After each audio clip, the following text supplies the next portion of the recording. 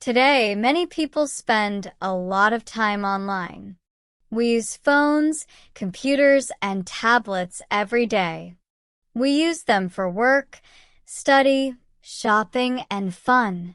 The internet gives us many good things. We can talk with friends far away, learn new skills, and find useful information quickly. But being online all the time can also bring problems. We may feel tired, stressed, or lonely. Sometimes we compare our lives with other people on social media and feel unhappy. This is why we need something called digital well-being.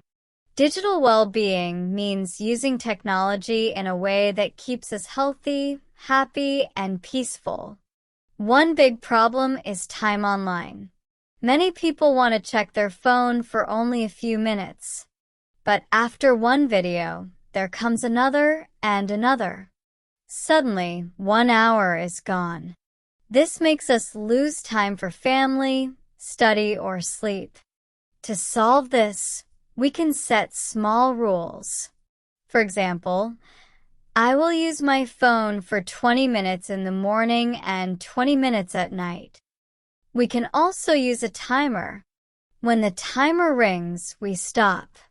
At first it is hard, but step by step, we learn to control our time.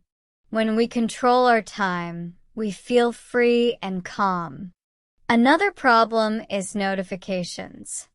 Every sound or light from the phone asks us to look.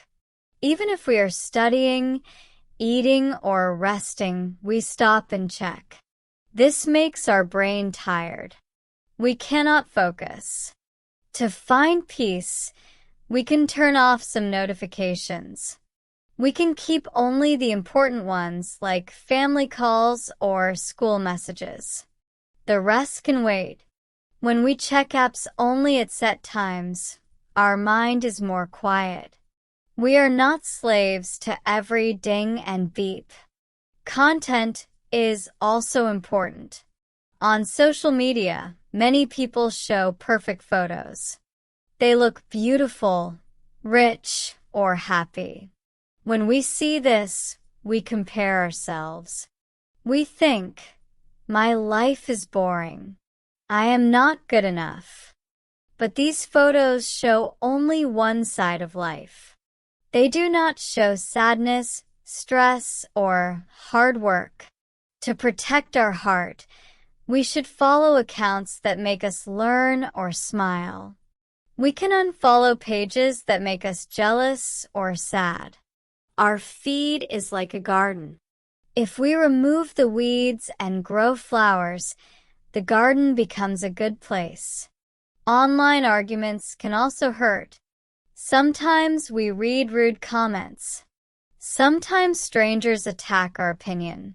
We may want to fight back.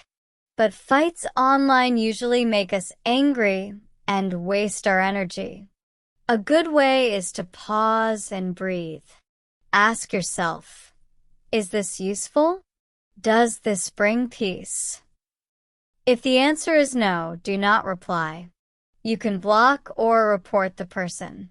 Your time and peace are more valuable than an online fight.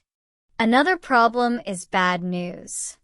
It is good to know what happens in the world, but too much news can make us afraid or sad.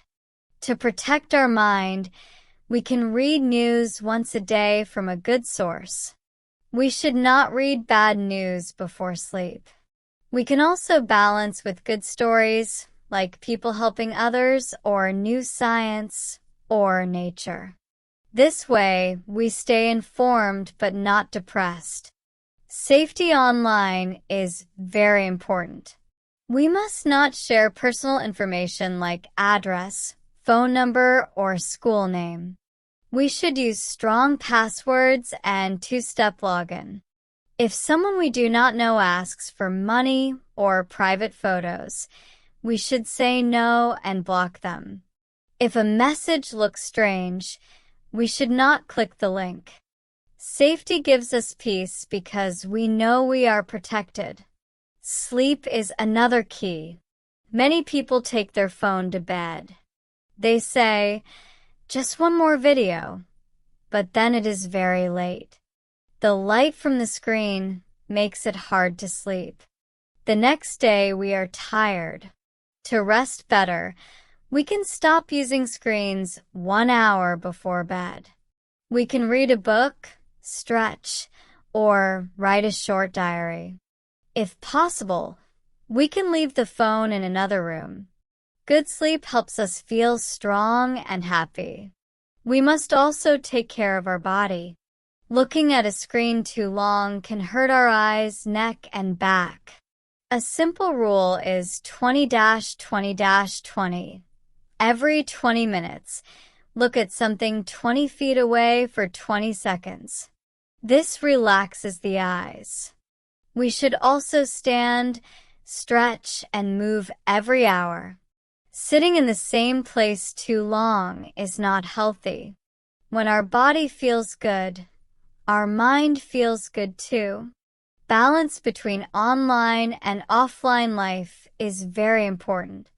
We should ask, what makes me happy offline? It can be drinking tea, walking outside, listening to music, or talking with family. If we spend all day on screens, we forget these simple joys. We can plan screen-free times.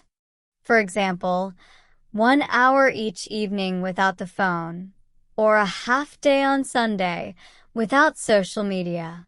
At first it feels strange, but soon we enjoy it. We can also choose content wisely. When we like or follow good pages, apps show us more of that. When we click bad content, apps show us more of that too. So we must be careful. If we like healthy food videos, travel stories, or English learning, our feed will bring us positive things. If we click angry or negative videos, our feed will bring us stress. We can create a second account only for learning to keep focus. Friends online can be wonderful. We can talk with people from other countries and learn about new cultures. But we must be kind and honest. If a chat feels heavy or not safe, we can step back. A true friend will respect our feelings. Online peace also means having safe and kind relationships. For study or work, we need focus. But sometimes one small click opens many windows, and we forget our main task. A good method is to choose one job, set a 25-minute timer, and focus only on that. Then rest for 5 minutes. This helps us finish more work with less stress. If we post online, we should ask, why am I posting this? Do I want to help, to teach, or to inspire? If yes, post it. If not, maybe wait. We should not post just for likes. Likes do not show our real value. Our real value is in our actions, kindness, and relationships. Families can make rules together. For example, no phones during dinner, or phones stay outside the bedroom. Parents can explain why. We need time to talk. We need good sleep. Simple rules help everyone feel better. Before sharing news or posts, we should check if they are true. Fake news spreads fast and makes people confused. We can be careful and responsible. This makes the online world more peaceful. Sometimes online life can hurt. Maybe someone is rude. Maybe a private photo is shared. In these times, we must not stay alone. We should block, report, and tell a friend, parent, or teacher. Asking for help is strong, not weak. We can also do a weekly reset. Once a week, ask yourself, what made me happy online? What made me sad? What will I change next week? Write one small plan, like I will turn off 2 notifications, or I will read news only once. Small steps create big results. It also helps to choose 3 values for online life. For example, calm, kind, careful. Before posting or replying, ask, is this calm? Is this kind? Is this careful? If not, wait. This simple habit protects our peace. Gratitude is also powerful. Each day, think of 3 good things you found online. Maybe a funny video, a sweet message, or a new word. When we look for good things, we feel more positive. In the end, digital well-being is about small, daily choices. Use a timer. Turn off sounds. Follow kind pages. Take breaks. Sleep well.